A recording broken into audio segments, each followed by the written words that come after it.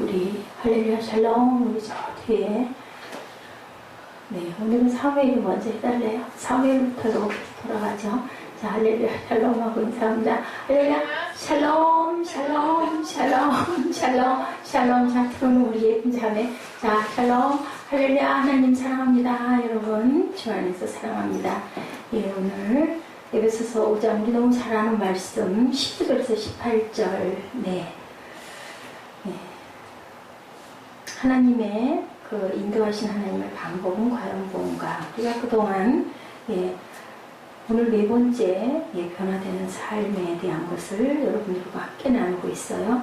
처음에 첫 번째 예레미야 18장 6절 야훼의 말씀이니라 하나님의 뜻이죠. 이스라엘 족속아 이 토기장이가 하는 것 같이 내가 능히 너희에게 행하지 못하겠느냐. 이스라엘 족속아 지늘기 토기장의 손에 있음 같이 너희가 내 손에 있느니라. 하나님이 말씀하세요. 너희는 내가 만들었어. 내가 너를 만든 이유와 뜻이 있다. 첫 번째 날이었습니다. 그리고 또한 두 번째 날 분별하는 하나님. 우리가 어떻게 분별해야 될 건가. 로마서 12장 2절 말씀 가지고 너희는 이 세대를 본받지 말고 오직 마음을 새롭게 해라. 변화를 받아라. 하나님의 선하시고 기뻐하시고 온전하신 뜻이 무엇인지 분별해라. 로마서 말씀. 그리고 세 번째 우리 너무 잘 아는 지난주에 기도원의 양털 얘기, 그죠? 사사기 6장 40절에 그 밤에 하나님이 그대로 행하시 곧 양털만 마르고 그 주변 땅에는 이슬이 있었더라 라는 말씀 가지고 우리가 함께 나눴습니다. 지혜 없는 자같이 하지 말고 오직 지혜 있는 자같이 하여. 제가 이 말씀에 은혜가 돼서 오늘 제목 중에 하나는 하나님의 방법에 not as unwise but as wise 제목 올리실 때 하나님의 방법하고 not as unwise but as wise 이렇게 올려주시기 바랍니다. 세월을 아끼래요. 때가 악하다라고 말씀합니다.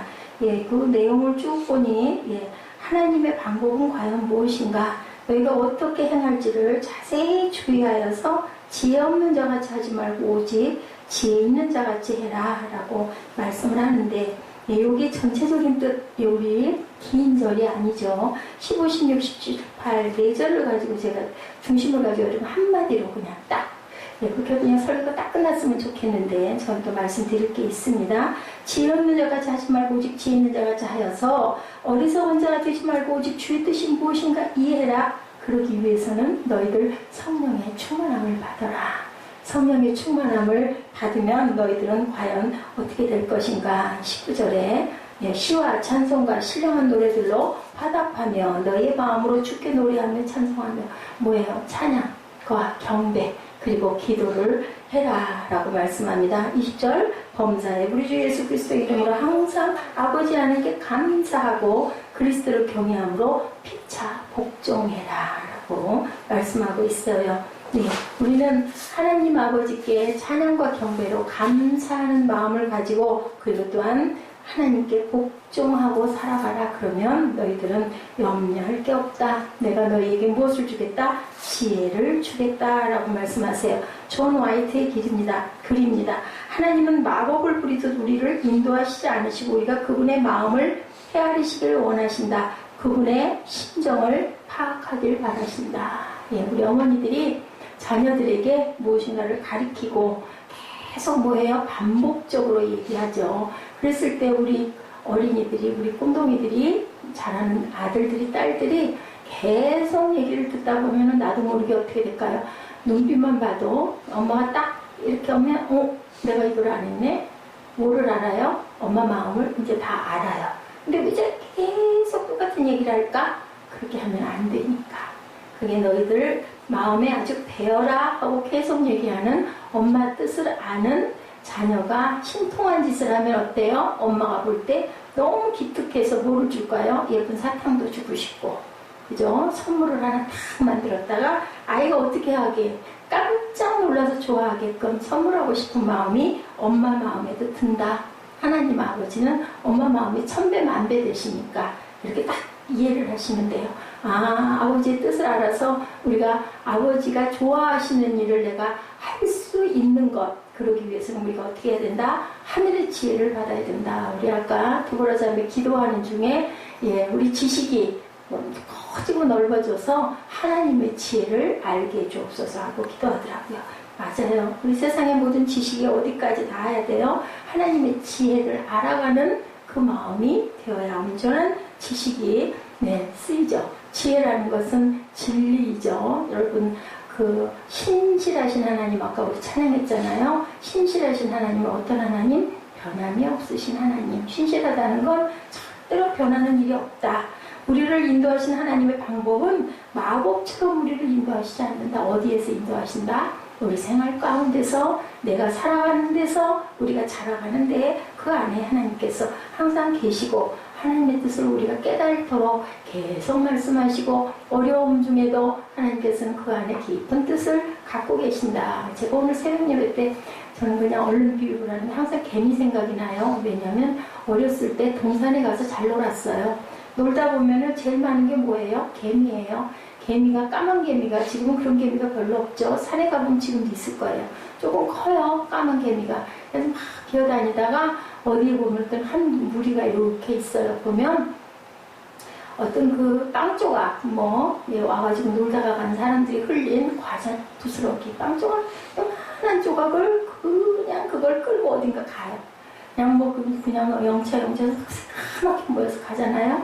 그런 행렬들이 더러더러 많이 보여요. 근데 거기에 보면은 때로는 같이 안 가고 막 옆길로 가는 그런 개미들도 있어요.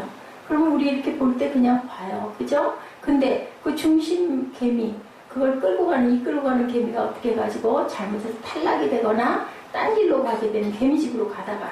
그러면 어떻게 해요? 우리 지금 배우전 친구들은 이렇게 보고 있다가 이렇게 몰아서 갖다 집어넣어주죠. 과자가 없는데 애들을 헤매고 있으면 개미들을 갖다가 거기다 이렇게 놔주기도 하고 물고 가는 거 보려고. 그런 것처럼 뜻이 있는 거죠. 개미들은 왜 살아갈까? 이렇게 협동심을 굉장히 많이 가지고 그걸 갖다가 자기네 집으로 끌고 가서 추울 때 먹으려고 저장하는 거잖아요. 그런 뜻을 하나님께서는 주셔서 개미들은 열심히 일해요. 땀 흘려서. 배짱이는 뭐 했어요? 실컷 놀다가 겨울 되니까는 나 먹을 것 좀 주세요 하고 개미집으로 가서 두들기죠. 그것은 하나님의 뜻을 알았을까요? 몰랐을까요? 온전하게 몰랐어요. 개미들은 너무너무 자라서 잘 협동해요. 근데 제가 비유한 건 뭐냐? 그 중심에 있는 인물이 뭔가 잘못되거나 아니면 잘못된 길로 가거나 거기 낭떠러진데, 여러분들 그런 경험 없으세요? 저는 있어요. 낭떠러진 데 막 가면 못 가게 이렇게 물로 막아주잖아요. 거기 떨어지면 죽어요. 근데 개미는 모르고 그리 기어는데 개미는 잘 기어내려가죠. 근데 그런 것이 아닌 날짐승이나 그렇게 떨어지면 죽는 그런 것들 보면 저는 그걸 못 가게 이렇게 막아가지고 이쪽으로 돌려준 적들이 많아요. 어렸을 때 동산에서 잘 놀았기 때문에. 하나님의 손길이 바로 그렇다고 여러분 생각하시면 돼요. 우리가 가야 할 길을 때로는 못 가게 막거나 방해가 오거나 잘 안 되거나 너무너무 잘 안 되거나, 그것은 거기 뒤에 어떤 뜻이 있나 우리가 한번 좀 생각해 봐야 된다는 게 오늘 이 본문의 말씀이에요. 신앙생활하는 사람들 오류 뭐예요? 너무 내가 옳다, 하나님의 말씀도 막 내가 복음으로 막 그 해석을 하려고 하는 그런 부분이 문제다. 열정은 있는데 하나님의 지혜를 구하려고 하지 않는다. 하나님의 지혜는 어디 있는데? 말씀 안에 있는데. 우리가 찬양하잖아요. 저는 오늘 찬양할 때 참 은혜를 받았어요. 시작된 그 찬양이 그렇게 저는 좋고요. 감사의 마지막 찬양이 그렇게 좋고요. 그래서 중간에 마지막 날에 그 찬양 너무 신나지 않아요? 너무 기쁘지 않아요? 그냥 힘이 폭폭 솟아나셔. 성령이 와서 부어지는 것 같잖아요. 우리는 찬양할 때 그런 마음을 가지고 사모하면서 해야 돼요. 다행히 그죠? 우리 인원이 없어도 반주기가 많이 도와주잖아요. 참 감사해요. 좋은 시대에 우리는 살고 있어요. 적은 인원이 찬양하려면 얼마나 힘들겠어요. 근데 여기서 돕는 그런 코러스들이 많으니까 부러울 게 없죠. 여기서 부흥회하면 되죠. 그죠? 우리는 기도 왔다 생각하고 신나게 찬양하고, 그리고 목청껏 외쳐 부르면서 눈앞에 가슴에는 누구를 품고 하나님의 마음을 품고 주님이 여기 성령이 우리를 보신다 생각하는 거예요. 그리는 거예요. 그리고 어떻게 달려가는 거죠. 그럼 은혜가 부어지죠. 은혜가 쏟아지죠. 중요한 건 가슴문이 열려야 된다. 찬양을 처음에 인내 찬양을 들어가는 건 그 뜻을 갖고 들어가는 거예요. 그래서 제가 여러분들을 돕느라고 시도 읽어드리고 마지막에 또 대표 기도하기 직전에 힘 주시라고 하나님 부족합니다. 미흡합니다. 그래도 하나님 받아주시고 그리고 귀로 들으면서 훈련하면서 깨닫게 해주시고 기도하는 방법도 알게 해주시고 마음 모으는 방법도 하나님께서 제가 아니라 하나님께서 깨닫게 해주시옵소서. 제가 중보를 먼저 합니다. 왜? 내 새끼들이니까 품어주려고 그렇게 해서 잘 하나님을 만나게 해주려고 싶은 마음. 이게 누구의 마음? 우리 하나님 아버지의 마음이다. 예수님의 마음이다. 여러분들이 그렇게 이해를 하시면 됩니다. 아주 중요한 점 15절에 아주 중요한 게 두 가지가 나와 있죠. 너희가 어떻게 행할지를 자세히 주의하여서 지혜 없는 자같이 하지 말고 뭐라고요? 오직 지혜 있는 자같이 하라. 하나님의 뜻을 아는 것이 지혜와 영광이 되어 있다. 우리가 기도할 때 우리가 찬양 중에 하나님을 알게 되고 느끼게 되고 깨닫게 되고 막 감동이 오잖아요. 그럼 그 감동이 이게 응답이야. 이게 물론 기쁨이 넘치고 막 우리가 어떤 그 엄청난 감동 속에 빠져들어갈 때가 있는데 중요한 건 그것이 하나님의 말씀에 입각하여 어떤 뜻을 갖고 있고 내가 어떻게 가라고 하시는 건가를 우리가 좀 더 냉철하게 생각해야 할 필요가 있다라는 거죠. 감정의 차원이 아니라 사고의 차원, 묵상의 차원을 가져라. 묵상이라는 뜻 제가 옛날에 여러분들에게 말씀드린 것 같아요.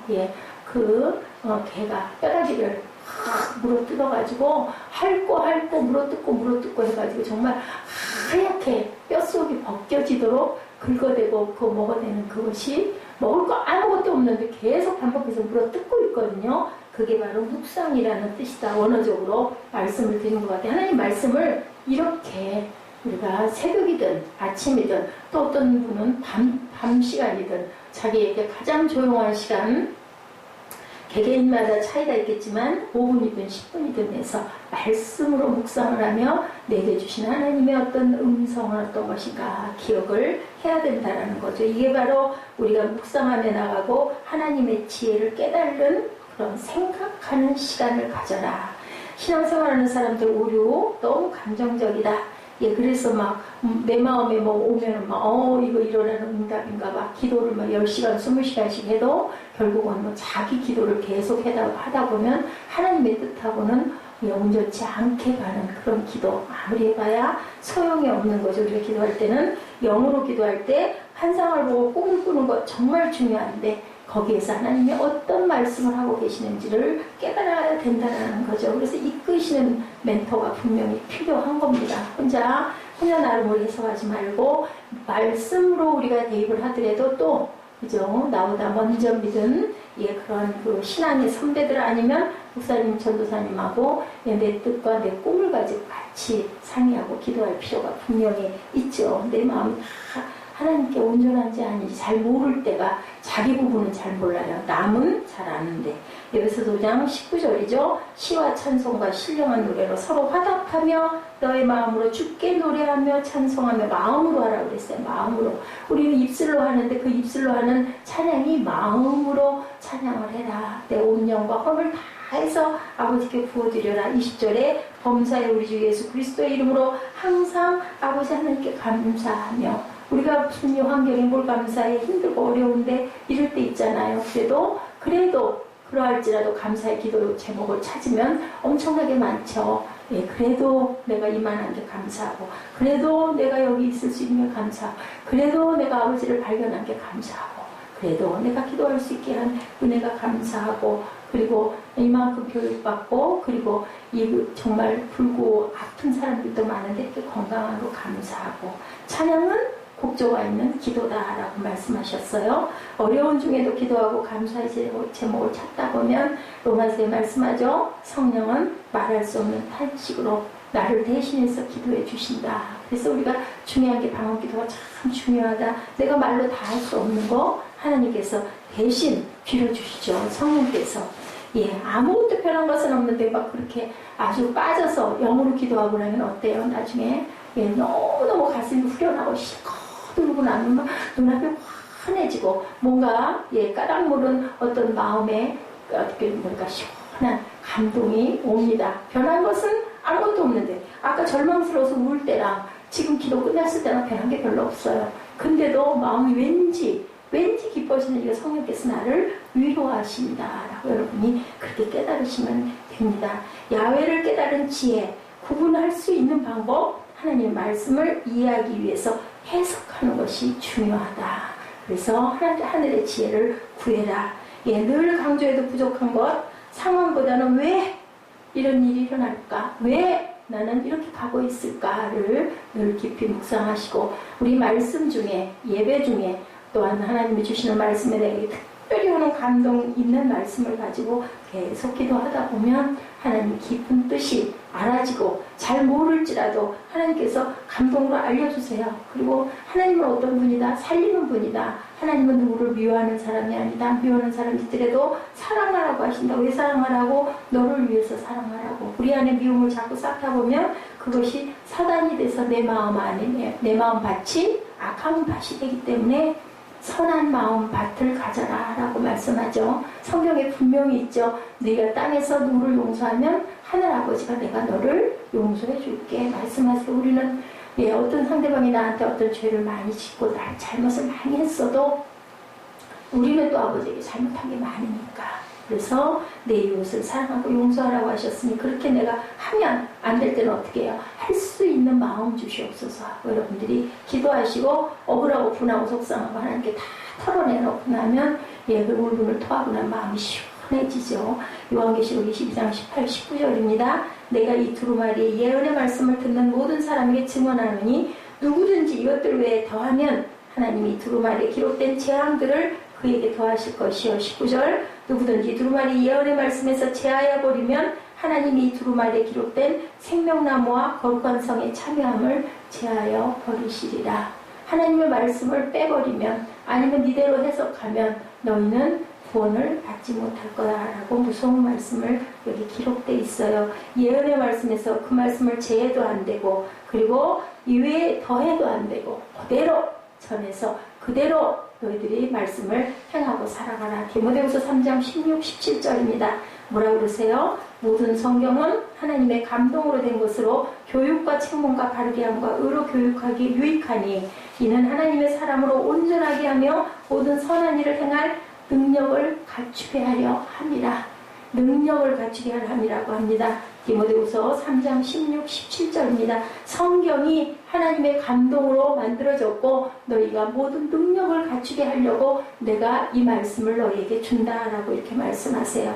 자, 우리가 지혜를 어떻게 하라고요? 이해할 줄 알아야 된다. 우리가 묵상해라. 두 번째가 그거였죠. 첫 번째는 지혜를 구해라. 세 번째는 그 지혜를 어떻게 구하느냐? 성령으로 강구해라 라고 말씀하죠. 18절이죠. 성령의 충만함을 입으라. 지혜와 이해는 성령과 깊은 관계가 있다. 그렇기 때문에 너희는 술 취하지 말라. 누군가가 물어봤던 것 같아요. 뭐 술 조금 마시면 어때요? 맞죠? 뭐 술 한 잔 먹는다고 그게 꼭 독이겠어요? 꼭 악이겠어요? 중요한 것.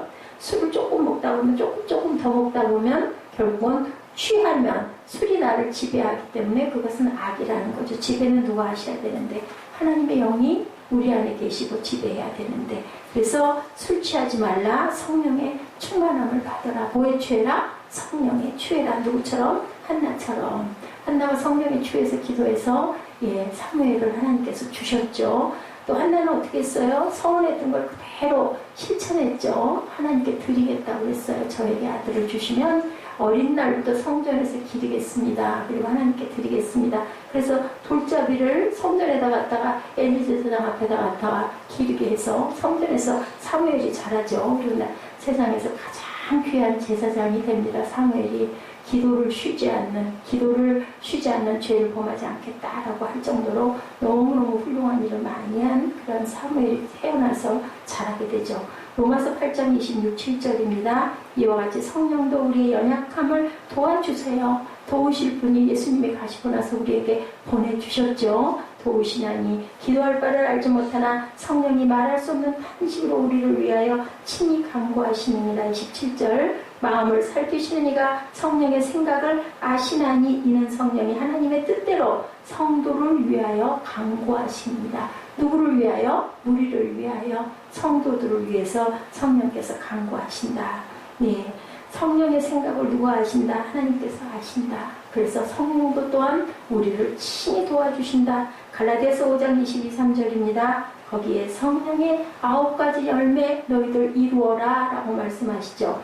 오직 성령의 열매는 뭐예요? 9가지 우리 꼬노미들 외우라고 그때 그랬는데 사랑과 희락과 화평과 온유와 절제와 자비와 양성과 충성과 절제와 오래 참음. 네, 그렇게 9가지 열매 우리가 다 이룰 수 있을까요? 없을까요? 못해도 우리는 조금씩 이루면서 가야 된다. 그래서 마지막 때 어떤 몸으로 성화된 몸으로 영화의 경지에 이르는 것이 우리가 마지막 우리 몸은 어디로 가더라도 땅으로 한 줌 흙으로 돌아가더라도 그렇게 변하죠. 충만함에 이르는 길 로마서 8장 말씀을 근거로 기도와 밀접하게 관계되어 있다. 성령의 충만함을 받으려면 우리는 열심히 기도해야 된다. 기도는 사전적 의미로는 우리가 바라는 것을 기원하는 것. 여러분들 아세요? 불교 신자들도 기도해요. 예, 가톨릭은 물론이고요. 하나님을 모르는 그 조그만한 GOD죠. 예, 다 소문자로 된 그런 잡신을 섬기는 사람들도 기도는 항상 해요. 무슨 간구? 내가 원하는 간구를 열심히 빌죠. 하나님께 비는 게 아니라 그 잡신에게 빈다라는 거죠. 그래서 우리가 어떻게 해야 된다?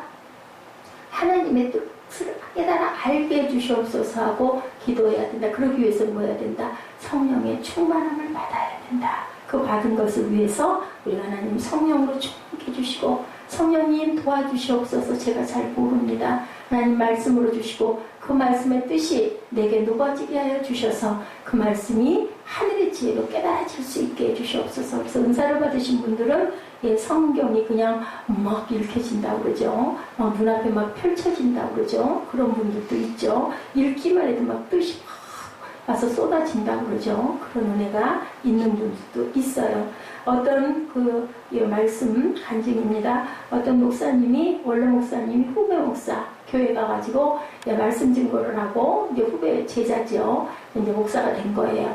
그래서 같이 가서 식사를 하는 자리에서 가슴에 그 마음에 고통스러운 거를 털어놓은 거예요. 어느 교회나 어느 목사님들이나 다 자기 본 교회 애로사항들이 각각 있는 거죠.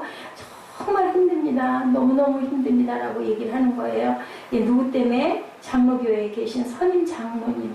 장로교회에 계신 선임 장로님은 목사님은 막 야단치거든요. 그래서 그 장로님하고 관계만 좋으면 아주 목회가 너무너무 신앙생활보다 더 재밌다라는 얘기가 있을 만큼 선임 장로님의 힘이 아마 큰가 봐요. 저희는 장로님이 안 계시죠. 저희 교회는 안 계시기도 하지만 어찌됐든 간에 이 오래된 장로님이 연세도 많으시고 또 신앙생활도 오래 하셨기 때문에 막 목사님을 막 야단치기도 하고 그래요. 젊은 목사님들이 또 하시는 아들 같기도 하기도 해서 회의할 때 항상 대립이 되고 한데 아주 성질이 불같대요. 그런데 그냥 모든 성도들이 그 장로님 오시면요 아예 입을 딱 다문대요. 그리고 막 그렇게 혈기를 내고 그러셔도 하나도 그분 앞에서 뭐라고 말을 안 한대. 왜냐하면 그랬다가 봉변당할까봐 성격이 불같아가지고 아무 말도 아무리 잘못한 일이 있어도 아무 말도 안 해. 목사님도 말 안 하고 그 밑에 이하 모두 다 어떤 원사님도 누구든 얘기를 안 한대요. 근데 이 목사님이 하신 말씀이 그 장로님이 새벽 예배 때마다 교회를 당연히 나오시겠죠. 그리고 기도를 제일 오랫동안 하고 가신대요. 그래서 이 목사님이 마음속으로 그런 생각을 저 장로님은 도대체 무슨 기도를 하실까라는 생각이 든다고 이렇게 하소연을 하더래요. 자기 멘토이신 그 목사님에게 하나님을 경외하고 하나님을 아는 자의 기도와 하나님을 알지 못하는 자의 기도 그 장로님 나름대로 원하는 부분이 있고 말씀은 또 좀 많이 아시겠습니까? 근데 중요한 것은 주변 사람들을 편하게 해줄 줄 아는 그런 인자한 주님을 닮는 마음들을 가져야 되는데 신앙 경력이 많아지고 깊어지면 세상 사람들에게 특별히 성도들 지금 초신자들 이제 들어와서 얼마 안 된 그런 성도들을 너무 힘들게 야단을 치는 부분들이 오히려 거꾸로 가는 부분들이 있다.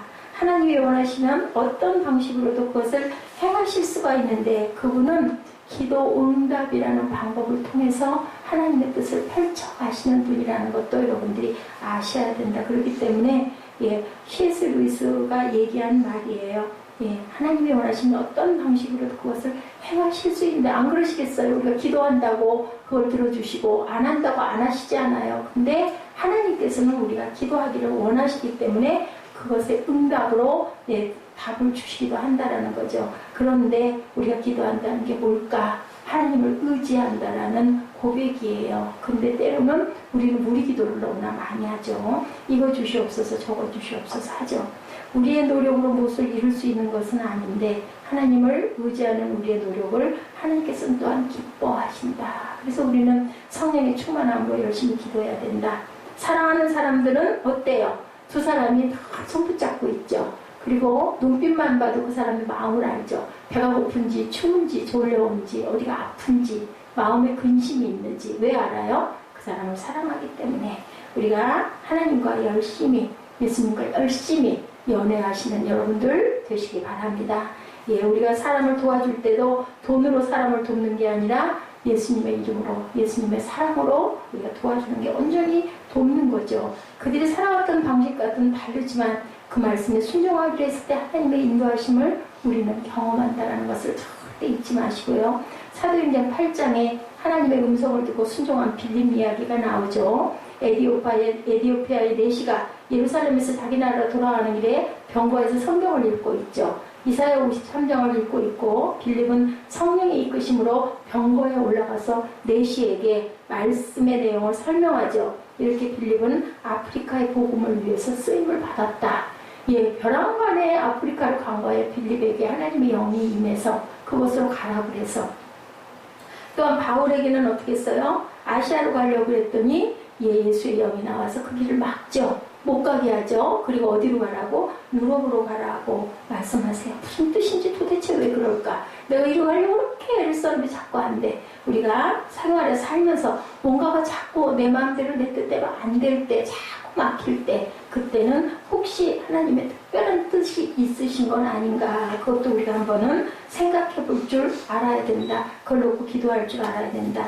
골로새서 1장 9절입니다. 너희로 하여금 모든 신령한 지혜와 총명의 하나님의 뜻을 아는 것으로 채우게 해달라고 우리가 항상 구해야 된다. 우리의 감정과 느낌을 달라고 기도하지 않았다라는 거죠. 바울은 이렇게 하나님의 뜻대로 우리가 기도하도록 하나님의 계시는 우리의 이성과 상관이 없는 것이라는 거죠. 건전한 지적 능력이야말로 우리 하나님의 인도하심을 받는데 아주 중요하다. 우리가 세상의 지식이 아무리 있어도 하나님의 지혜가 우리에게 임하지 않으면 세상에서도 성공할 수가 없는 거죠. 우리가 그래서 항상 맹세할 때 뭐라 그래요? 내가 내 양심을 걸고 내 가슴에 손을 얹고 내가 맹세해 라고 하죠. 그게 뭘까요? 우리에게 양심이 있다는 것, 하나님의 마음이 우리 안에 있다는 것, 성령이 우리 안에 계신다라는 것, 우리 자신이 영혼을 스스로 감시할 줄 아는 기능을 말합니다. 그래서 우리 말하죠. 양심이 모났다고 이제 나중에 둔해지면 털렸다라는 얘기를 해요. 누군가 양심의 기능을 온도계와 같다 얘기했어요. 온도계는 현재 기온이 얼마인지를 알려주지만 스스로 온도를 내리거나 올릴 수가 없어요.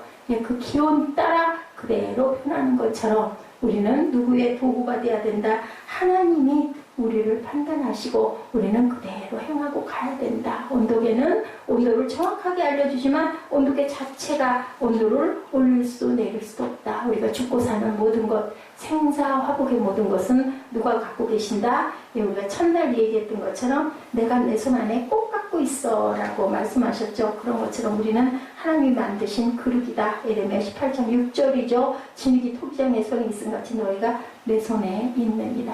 내 손 안에 니들 아무리 그래봐야 소용없어. 나는 너를 지은 목적이 있단다. 그것을 우리가 깨달아 알 때 인생을 기쁘게 살아갈 수 있고 승리하는 삶을 살아갈 수 있다. 그래서 양심의 화인 맞았다. 디모데전서 4장 2절이죠. 정상적인 작동을 하지 못한 양심, 그것이 바로 양심에 털렸다. 화인 맞았다. 그래서 우리가 인도하신 하나님의 방법, 중요한 것, 선한 양심을 잘 활용할 수 있느냐, 하나님이 사람들에게 주신 가장 큰 은혜와 선물은 우리 주변에 신앙을 가진 많은 사람을 주셨다는 것. 우리 혼자는 그래서 공동체 생활은요, 함께 가는 거예요. 혼자 가가지고는 위험합니다. 기도원도 내가 혼자 가서 기도할 거야가 좋지가 않고 주변 분들하고 함께 가서 같이 합치면서 기도를 해야지. 그렇지 않으면 잘못하면 나쁜 영에 우리가 빠질 수도 있다. 요즘에 이단들이 너무 많죠.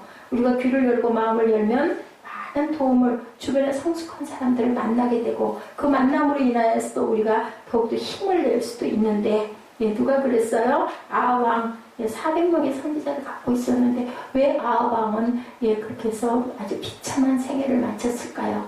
입에 단소리만 듣고 싶어 했기 때문에. 우리가 한약 먹을 때 어때요? 사무엘 한약 처음에 쓴데 나중에 뒷맛이 개운하기도 하고 단 느낌이 들기도 하죠. 우리 몸의 양약은 입에 쓰다라는 말이 있습니다. 그래서 우리 주변에 있는 사람들이 종종 조금 내 귀에 거슬려도 나를 위해서 조언해주는 얘기를 우리가 귀담아 들을 줄 알아야 되고, 또한 그런 도전적인 얘기를 들을 때 이것을 통해서 하나님이 말씀하시는 건 아닌가를 한 번씩은 꼭 되돌이켜 볼 필요가 있다. 좋은 말만 내가 기뻐해서는 안 된다는 거죠. 모든 결과에 대한 책임은 다 자신에게 있어요. 그렇기 때문에 내 후배들이 또한 내 선배들이 아니면 목사님이 어떤 것을 가지고 내게 말씀하시더라도 내가 내 마음에 하나님의 감동이 임해야 된다. 이런 얘기가 있습니다.